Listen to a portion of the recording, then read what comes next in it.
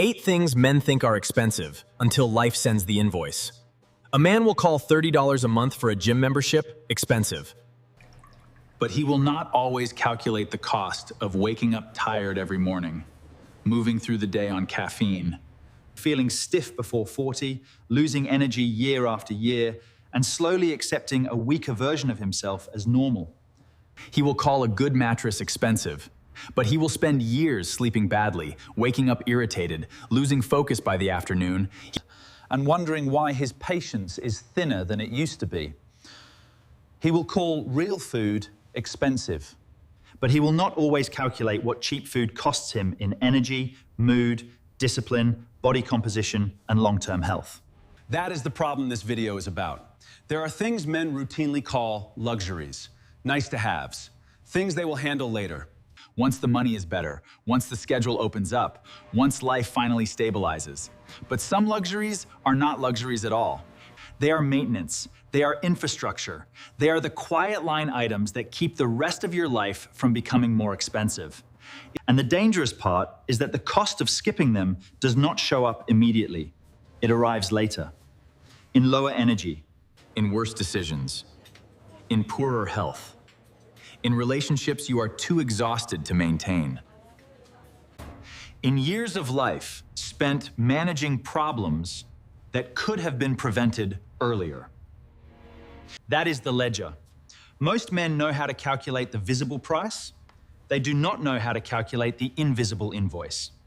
So today, we are looking at 8 things men think are expensive until life sends the real bill.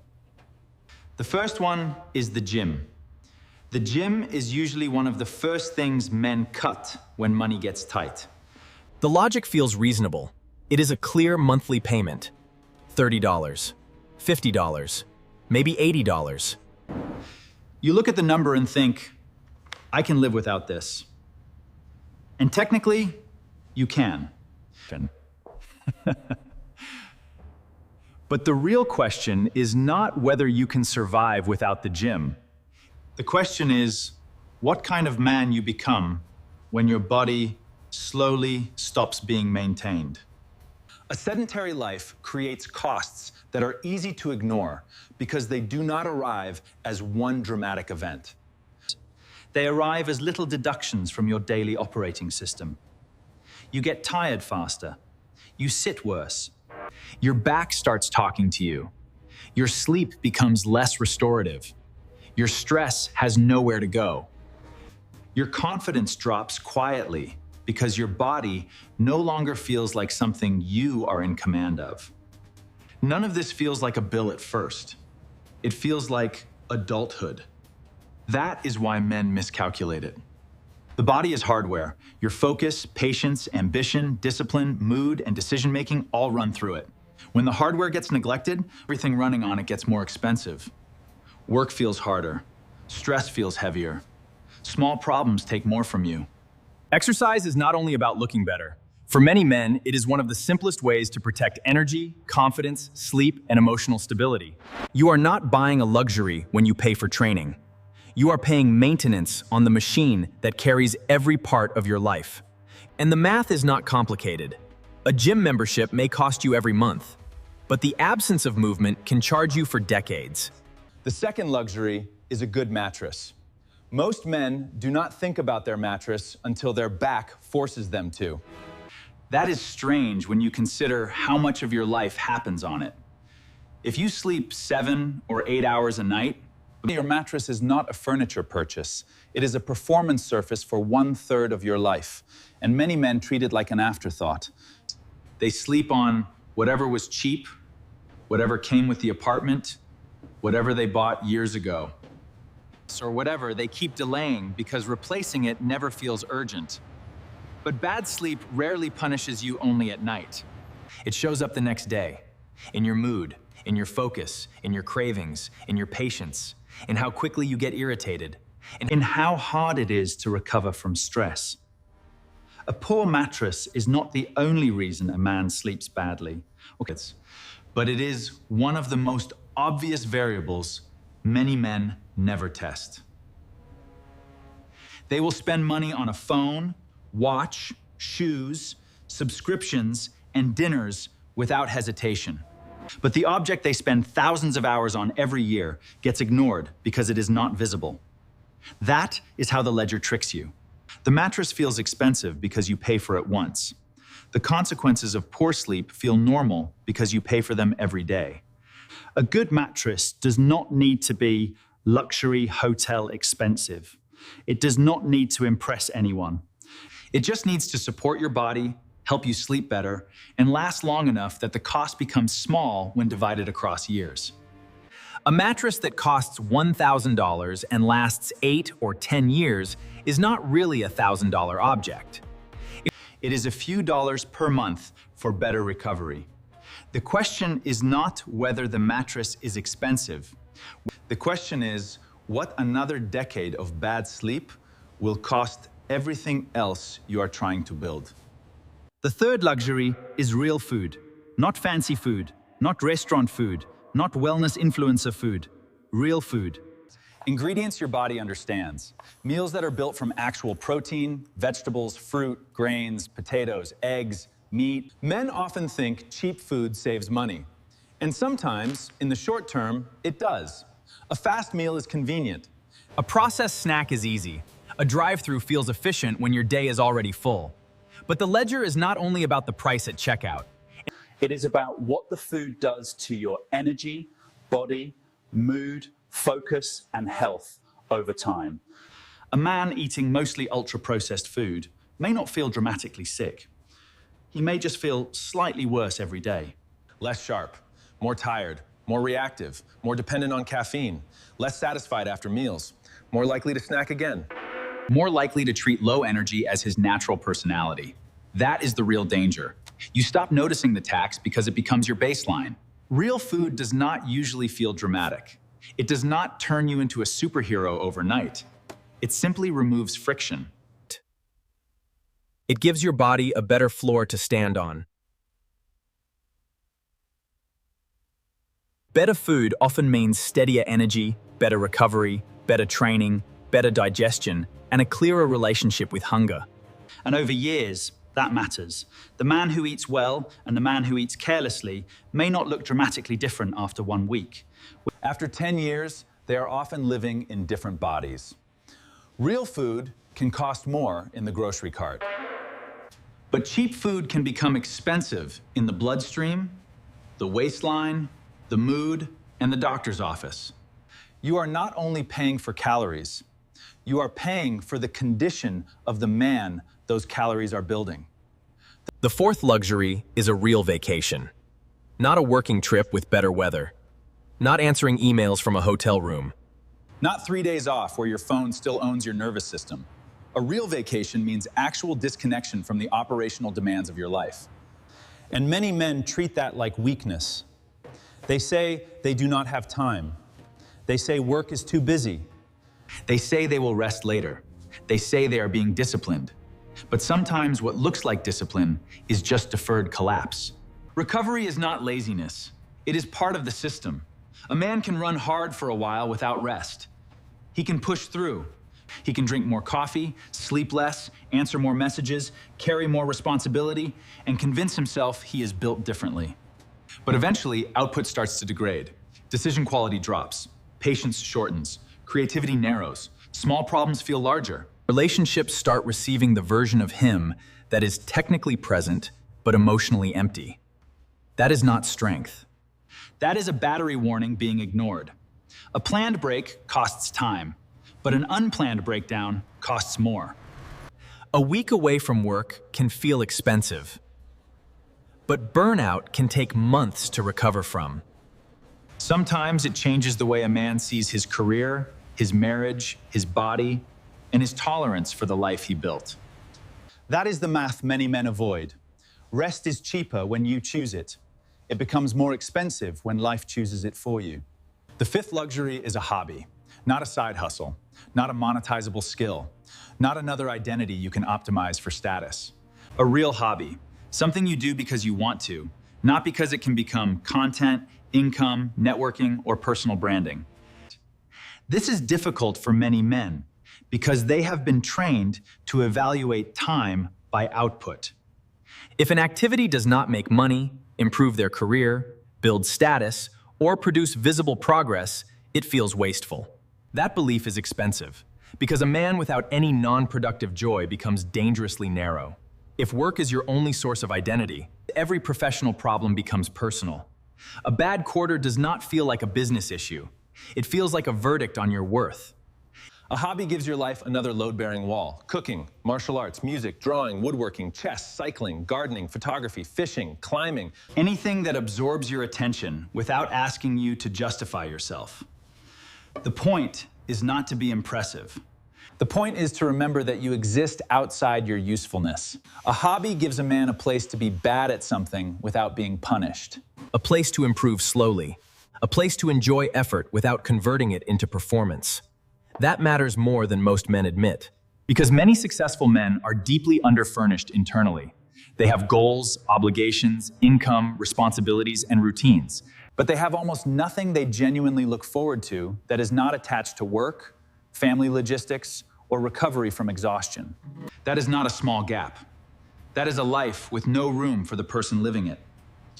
A hobby may cost money. But not having anything that is yours can cost far more. The sixth luxury is books. A man will call a $20 book expensive, Then spend years making mistakes that a single book could have helped him avoid. That is bad math. A good book compresses years of thinking, experience, research, failure, observation, and refinement into a few hours of your attention. There are very few investments with that kind of ratio.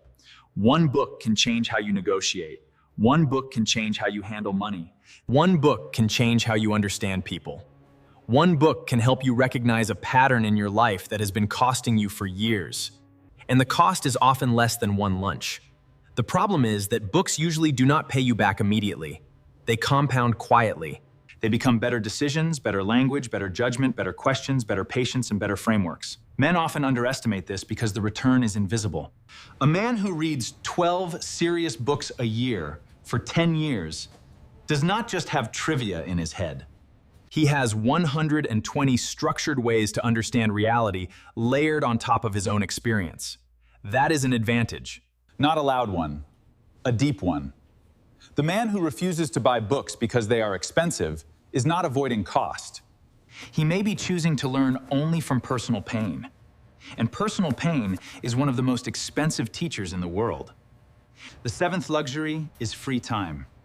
This is the one that reframes everything else. Because money can be earned again. Time cannot. Most men understand this in theory, but they do not live like it is true. Their calendars are full. Their weekends are full. Their evenings are full. Even rest becomes strategic. They relax so they can perform again. They recover so they can produce again. They sleep so they can return to the machine more efficiently. But a full life is not the same as a free life. A man can earn a high income and still own almost none of his time. He does not notice which parts of his life are still chosen and which parts are only being maintained because they are already in motion. That is not freedom. That is expensive captivity. The danger is that without free time, a man loses contact with his own preferences. He does not notice what he actually wants. He does not notice what he has outgrown. He does not notice what he resents. He does not notice which parts of his life are still chosen and which parts are only being maintained because they are already in motion. Free time is not just rest. It is the space where self-knowledge becomes possible. That is why many men avoid it. Unstructured time can be uncomfortable because it removes the noise. And when the noise is gone, the truth gets louder. But without that space, you can live for years inside a schedule that belongs more to your employer, your obligations, your habits, and other people's expectations than to you. Free time costs almost nothing financially, but it may be the hardest luxury for a man to give himself because it requires permission. Permission to stop, permission to not optimize, permission to exist without proving anything for an afternoon. That sounds small, but for many men, it would change everything. The eighth luxury costs $0. No subscription, no purchase, no app, no equipment. And it may be the most difficult one to access. Saying no. No to the obligation that drains you. No to the job that pays well but consumes your health. No to the social event you attend only to avoid guilt. No to the favor that becomes a pattern. No to the habit that gives 20 minutes of relief and 3 days of regret. No to the story that your value is measured by how available, useful, silent, and sacrificial you can be. Most men say yes by default. Not because they are generous, because they are avoiding the immediate cost of saying no. A no creates friction now. A yes creates consequences later. And because later feels less real than now, the yes usually wins. That is how a man slowly loses ownership of his life. Not all at once. One small yes at a time. The meeting he should not have accepted. The favor he did not have capacity for. The commitment he knew he would resent. The relationship he kept maintaining out of obligation. The job demand he absorbed because pushing back felt risky. Every yes to the wrong thing is a withdrawal from the account that funds the right things. Your energy, your focus, your health, Your marriage, your children, your training, your sleep, your future. The ability to say no is not aggression. It is not selfishness. It is not apathy. It is the basic mechanism of self-ownership. Without it, none of the other items on this list survive. The gym disappears because something urgent takes its place. Sleep disappears because someone else's timeline becomes yours. Real food disappears because you are too overcommitted to prepare it. Vacation disappears because work always has one more thing. Hobbies disappear because there is no time left. Books disappear because your attention is fragmented. Free time disappears because your calendar belongs to everyone but you. The most expensive word in many men's lives is yes, and it never appears on an invoice. So here is the full ledger. 8 things men call luxuries: the gym, a good mattress, real food, a real vacation, a hobby, books, free time, saying no. 8 things many men delay because they feel costly, premature, indulgent, or unrealistic. But in every case, The real cost is not only in paying for them. The real cost accumulates when they are absent. The body you do not maintain sends the bill later. The sleep you ignore charges you in focus and patience. the food you choose carelessly charges you in energy. The rest you refuse charges you in burnout. The hobby you never allow yourself charges you in emptiness. The books you skip charge you in avoidable mistakes. The free time you never protect charges you in a life you barely get to hear. And the no you never say charges you in years spent carrying things that were never yours to carry. None of this is about spending more for the sake of spending. It is about calculating honestly. Some expenses are not luxuries. They are prevention. They are maintenance. They are protection against a more expensive future. And the cost of ignoring them is already running. You just may not have received the statement yet. There is a version of a man running on bad sleep, bad food, no movement, no rest, no hobbies, no books, no free time, and no boundaries. And he calls himself responsible. But responsibility without maintenance is not discipline. It is slow bankruptcy. The question was never only whether you can afford these things. The question is whether you can afford the version of your life that comes from skipping them. This is Label Ledger. We do the math most men avoid.